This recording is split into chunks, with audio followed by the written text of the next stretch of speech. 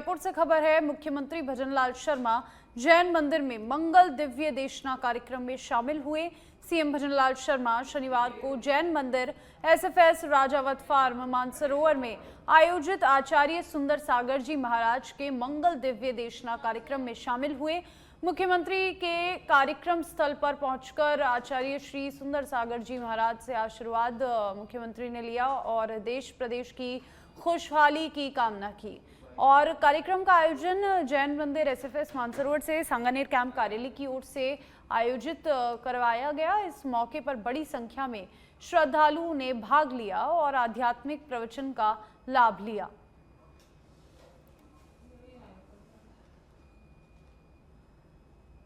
तो जयपुर में आज सीएम भजनलाल शर्मा ने जैन मंदिर कार्यक्रम में शिरकत की। आचार्य सुंदर सागर जी महाराज से आशीर्वाद प्राप्त किया और यहां पर मुख्यमंत्री भजनलाल शर्मा का जैन मंदिर में आगमन हुआ और मानसरोवर में आयोजित आचार्य सुंदर सागर जी महाराज के मंगल दिव्य देशना कार्यक्रम में सीएम शामिल हुए। मुख्यमंत्री ने कार्यक्रम स्थल पर पहुंचकर आचार्य श्री सुंदर सागर जी महाराज से आशीर्वाद लिया और देश प्रदेश की खुशहाली की कामना की। कार्यक्रम का आयोजन जैन मंदिर एसएफएस मानसरोवर से सांगानेर कैंप कार्यालय की ओर आयोजित किया गया, उनकी ओर से आयोजित किया गया और इस मौके पर बड़ी संख्या में जैन समाज से जुड़े श्रद्धालु पहुंचे कार्यक्रम स्थल पर और यहां पर तमाम श्रद्धालुओं ने कार्यक्रम में भाग लिया और जैन मंदिर जैन समाज के जो महात्मा हैं उनके द्वारा जो आध्यात्मिक प्रवचन हुआ। और देखिए इसी खबर पर हमारे साथ लाल सिंह फौजदार फोन लाइन पर जुड़ चुके हैं। लाल सिंह, सीएम भजनलाल शर्मा आज मंगल दिव्य देशना कार्यक्रम में शामिल हुए, उसको लेकर क्या कुछ संदेश, क्या कुछ जानकारी? देखिए मुन्नू जी, जैन धर्म के जो आचार्य हैं सागर सुंदर जी, उनकी देशना का कार्यक्रम था और तमाम साधु संत और जैन साधियां इस कार्यक्रम में मौजूद रहे। मुख्यमंत्री भजनलाल शर्मा का पहले उद्बोधन हुआ। उन्होंने बड़ी बात कही कि ये सरकार साधु संतों के उत्थान और कल्याण के लिए लगातार काम कर रही है। साधुओं की सुरक्षा प्राथमिकता है। साधु संत राजस्थान की धरा पर जहां भी आएंगे उनके सुरक्षा के इंतजाम सरकार करेगी, उनकी देखभाल सरकार करेगी और कर रही है। इसके साथ ही जहाँ तक जैन धर्म के तमाम तीर्थ स्थलों की बात है, उनके कामों के लिए भी सरकार गंभीर है, यानी कि उन स्थानों का कैसे विकास हो इस पर भी सरकार फोकस कर रही है। इसके बाद जैन मुनि के संबोधन हुए, खासकर सागर जी ने बड़ी बात कही कि जिस तरह साधु संतों के सानिध्य में आदमी आगे बढ़ता है, तो ये प्रदेश के मुख्यमंत्री भजनलाल शर्मा लगातार साधु संतों की सुरक्षा का भी ध्यान रख रहे हैं, उनके कामों का भी ध्यान रख रहे हैं, उनका सदैव उनको आशीर्वाद मिलता रहे। तो इस तरह पूरा कार्यक्रम रहा। और इससे पहले जैसा कि उन्होंने बताया था, पहले जैन के जो मंदिर है वहां पहुंचे। जैन मंदिर में सबसे पहले शांति धारा में भाग लिया, इसके बाद आशीर्वाद लिया और जैन मुनियों को सांगानेर कैंप कार्यालय में जो कार्यक्रम हुआ वहां आमंत्रित किया। साधु संत उनके साथ आए। एक बड़ी अच्छा विहंगम तस्वीर आज उस समय देखने को मिली जब साधु संत और मुख्यमंत्री भजनलाल शर्मा नंगे पैर पैदल चलते हुए नजर आए, क्योंकि जो जैन साधु हैं वो नंगे पैर चलते हैं, जिसके पीछे बड़ा लॉजिक वो देते हैं कि हम पैदल इसलिए चलते हैं कि हमारे नीचे चलने वाले जो जीव है उनको कोई कष्ट ना हो। तो ऐसे में क्योंकि जैन धर्म हमेशा सत्य, अहिंसा, अस्तेय, अपरिग्रह, ब्रह्मचर्य के मूल आधारों को लेकर आगे चलता है, मानव कल्याण की बात करता है, अहिंसा पर हमेशा फोकस करता है। एक बड़ी बात उन्होंने कही थी संबोधन के दौरान जैन साध्वी ने कि आज तक जितने भी जैन लोगों ने आंदोलन किए, प्रदर्शन किए, किसी भी ने हिंसा नहीं की है, क्योंकि वो अहिंसा के मूल भाव के साथ काम करते हैं। अब इसके बाद मुख्यमंत्री भजनलाल शर्मा निकल गए सीएमआर के लिए और सीएमआर के बाद वो रवाना होंगे आमेरी क्लास में, जहाँ पर प्री समिट पर्यटन विभाग को लेकर आयोजित की जा रही है, जिसमें डिप्टी सीएम प्रिया कुमारी भी शिरकत करेंगी। जी शुक्रिया आपका लाल सिंह तमाम जानकारी के लिए।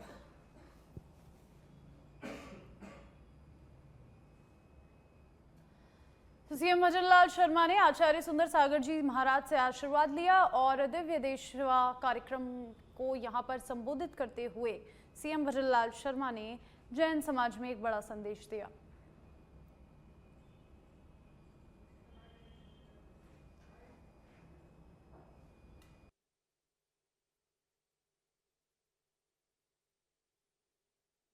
आपकी वाणी में जो ओज है,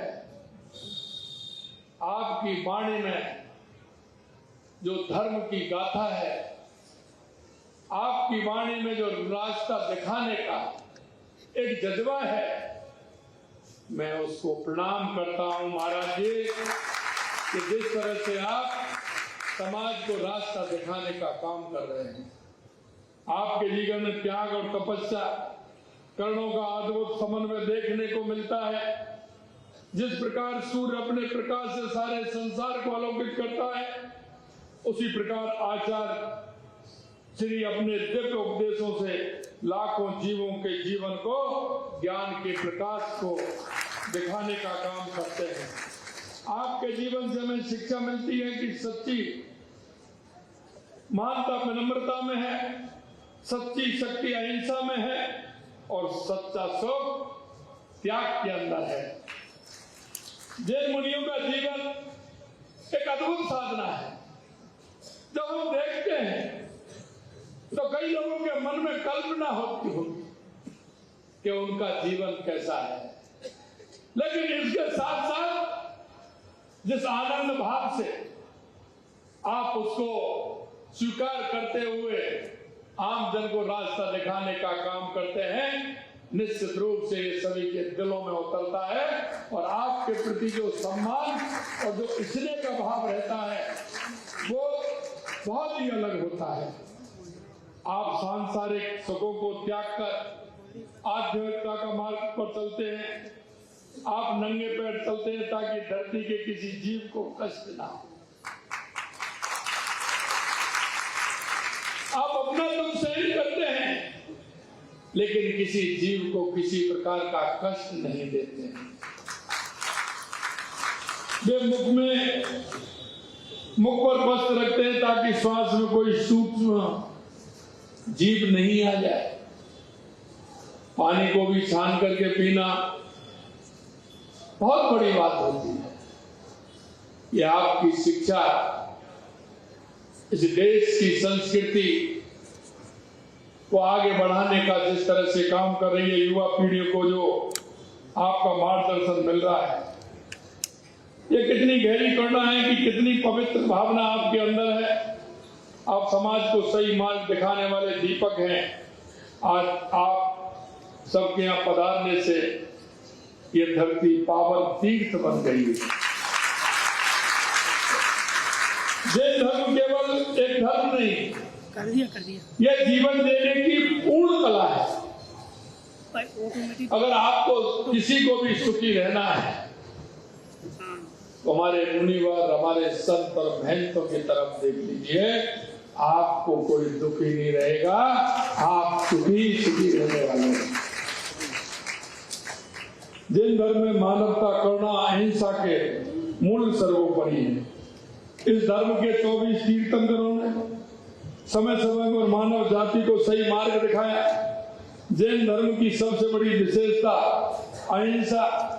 अहिंसा परमो धर्म, ये केवल एक वाक्य नहीं है बल्कि संपूर्ण जीवन दर्शन है। जैन धर्म हमें सिखाता है कि हर प्राणी में आत्मा है, हर जीव को जीने का अधिकार है। आज जब पूरी दुनिया हिंसा से जूझ रही है, तब जैन धर्म का ये संदेश और प्रासंगिक हो जाता है। अगर हर व्यक्ति अपने जीवन में अहिंसा का पालन करे तो ये धरती स्वयं में स्वर्ग बन जाती है। जैन धर्म के 5 महाव्रत बताए हैं।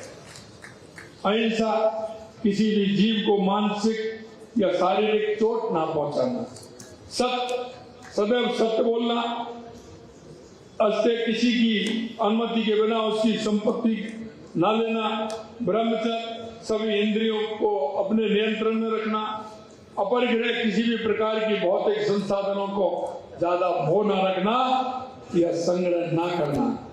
आज की भौतिकवादी दुनिया में ये सीख बहुत जरूरी है। जैन धर्म हमें बताता है कि सच्चा सुखी भारी वस्तुओं में नहीं, आंतरिक संतोष में है। जयपुर से खबर है। कानपुर सेंट्रल लखनऊ रेल खंड पर तकनीकी कार्य के चलते ट्रैफिक ब्लॉक औसमी मानक नगर के बीच आरसीसी बॉक्स डालने से रेल यातायात प्रभावित रहेगा और गोमती नगर ट्रेन 2 दिसंबर को बदले हुए मार्ग से चलेगी। मार्ग परिवर्तन से ऐशबाग व बादशाह नगर पर ठहराव नहीं होगा। ये बड़ी खबर आपको बता रहे हैं, जहां पर मार्ग परिवर्तन से जुड़ी जानकारी और कानपुर सेंट्रल लखनऊ रेलवे खंड पर तकनीकी कार्य से यहां पर ट्रैफिक ब्लॉक हुआ है और मौसी मानक नगर के बीच आरसीसी बॉक्स डालने से रेल यातायात प्रभावित होगा।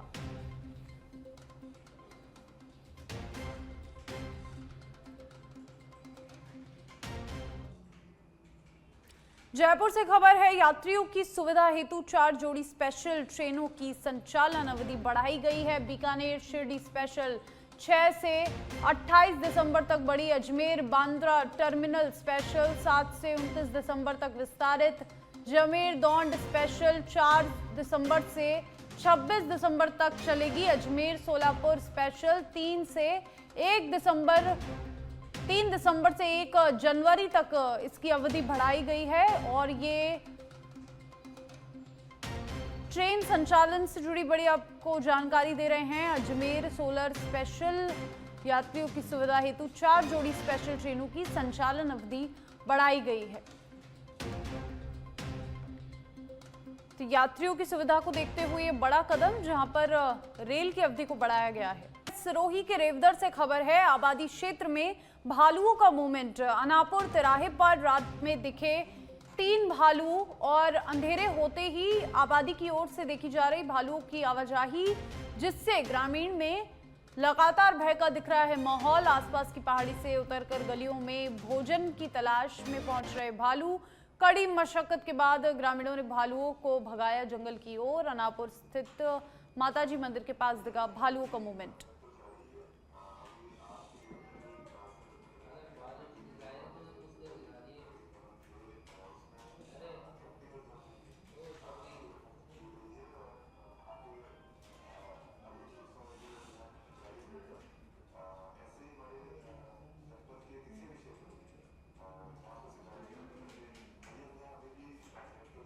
बीकानेर से खबर है, कोचरों की चौक इलाके में एक बंद मकान को चोरों ने निशाना बनाते हुए करीब 50 लाख की नकदी जेवर चोरी कर लिए। पीड़ित जितेंद्र ने मामले की रिपोर्ट कोतवाली थाने में दर्ज करवाई, जिसके बाद पुलिस ने अज्ञात चोरों के खिलाफ कार्रवाई शुरू की। चोरी की बढ़ती घटनाओं ने बीकानेर वासियों को परेशान कर दिया है। क्षेत्रीय लोग सुरक्षा को लेकर चिंतित हैं और उन्होंने पुलिस से गुहार लगाई है कि चोरों को जल्द से जल्द पकड़ा जाए। कोतवाली थाना पुलिस मामले की जांच कर रही है और आसपास के इलाकों में संदिग्ध गतिविधियों की निगरानी बढ़ा दी गई है। पुलिस ने जनता से अपील की है कि किसी भी संदिग्ध गतिविधि की जानकारी तत्काल थाने में दर्ज करवाएं।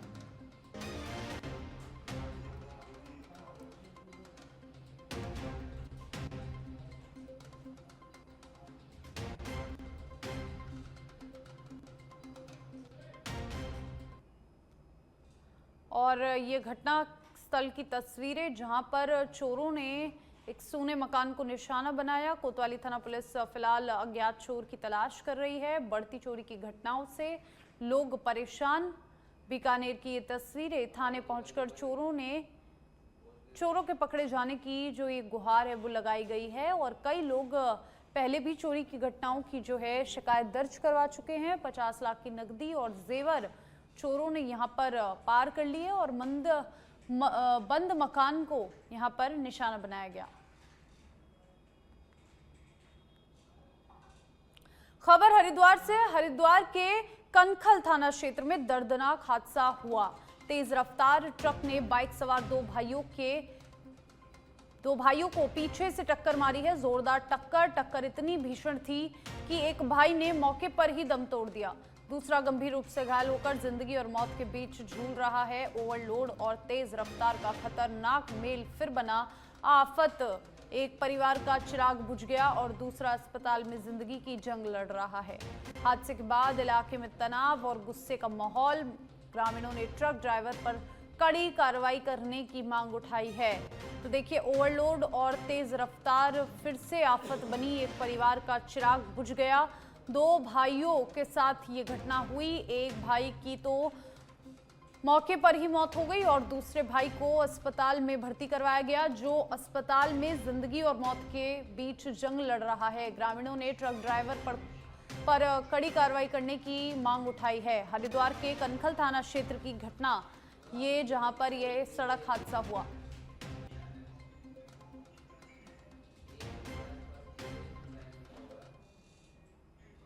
दुजाना पुल के पास देर रात दो वाहनों की तेज रफ्तार में आमने सामने टक्कर हो गई। हादसे में तखतगढ़ निवासी सुमित कुमार की मौके पर ही मौत हो गई।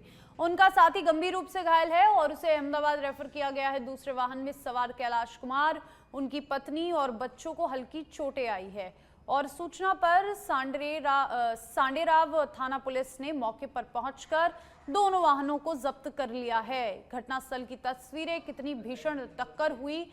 सुमेरपुर पुलिस ने जब्त किए दोनों वाहन और दुजाना पुल के पास दो वाहनों की भीषण भिड़ंत हुई। इस सड़क हादसे में नुकसान हुआ, वाहन पूरी तरीके से क्षतिग्रस्त हो गए और पुलिस ने फिलहाल दोनों वाहनों को जब्त किया है।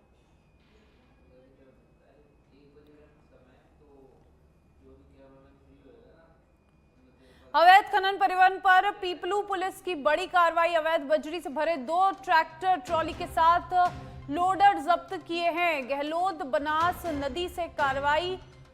ये बड़ी खबर आपको बता रहे, चालक मौके से फरार। अवैध खनन सहित अन्य धाराओं में मामला दर्ज। बजरी माफिया में मचा हड़कंप।